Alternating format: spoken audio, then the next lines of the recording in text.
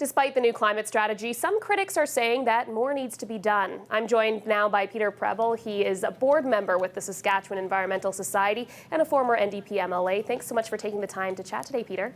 Oh, it's my pleasure. So we've heard that the government is abandoning its 2009 target. What do you think this means for the province? Well, I think it's an unfortunate result.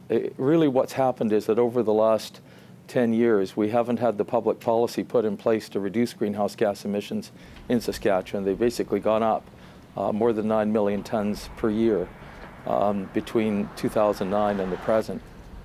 So this is very unfortunate, and the consequence is that, of course, we're going to have to make deeper emission cuts in the decade ahead if we're really going to be part of helping Canada meet its Paris Accord climate commitments.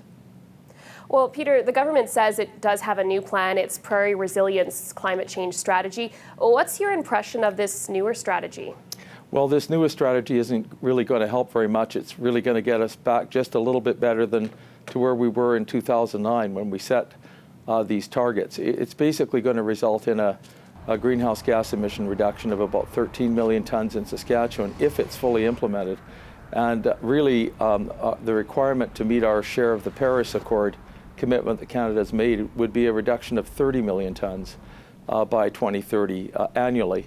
So, you know, the new plan falls far short of what's required in terms of reducing Saskatchewan's greenhouse gas emissions. And even if the government fully meets its target for emission reduction in 2030, we'll still have emissions that are 3 times the Canadian average. So we're way out of line with the rest of the country. Peter, you co-authored a report last December on the province's climate plan, and that report did touch on the carbon tax. Can you just explain a little bit about what you found with the carbon tax with regards to, meeting those targets? Well, the carbon tax plays one potential role in meeting those targets. Now that it's in effect, it might get us, 20% of the way there on a nationwide basis.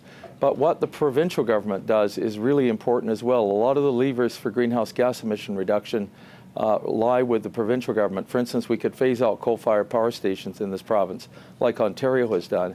They achieved deep emission reductions when they accomplished that goal. We could promote ultra-fuel efficient vehicles in this province. We're not really right now. There are no incentives for that.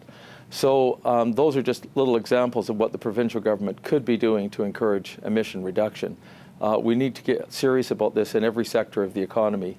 And this plan that the provincial government has put forward, its goal for 2030, falls far, far short of what's required if we're going to meet our Paris Accord obligations.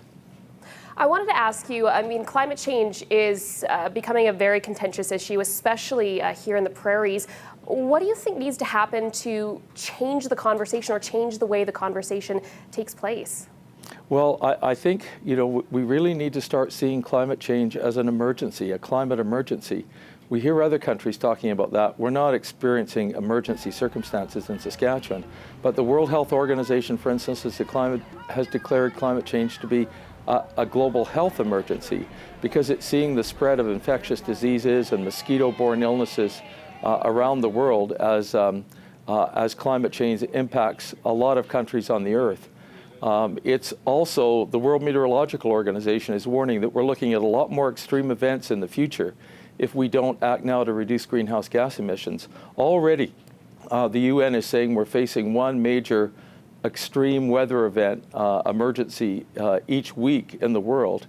We're just very lucky in Saskatchewan and Alberta that we're not experiencing too much of this yet, but believe me, we'll be impacted as well. We only have to look on the television to see the impacts in British Columbia with the forest fires in California, the terrible bushfires in New South Wales, Australia. These are just examples of what's coming, and believe me, Saskatchewan will feel these impacts as well a few decades from now if we don't reduce greenhouse gas emissions. The situation is literally so serious, Christy, that some parts of the world are going to become uninhabitable because of greenhouse gas emissions if we don't reduce these emissions dramatically. Parts of India, for instance, are already experiencing temperatures over 50 degrees Celsius. It's very hard to work in those conditions. People are going to move away from communities that are being impacted. And this is just the beginning. We're going to see these impacts become much more extreme in the decades ahead. And essentially, we have to virtually eliminate greenhouse gas emissions.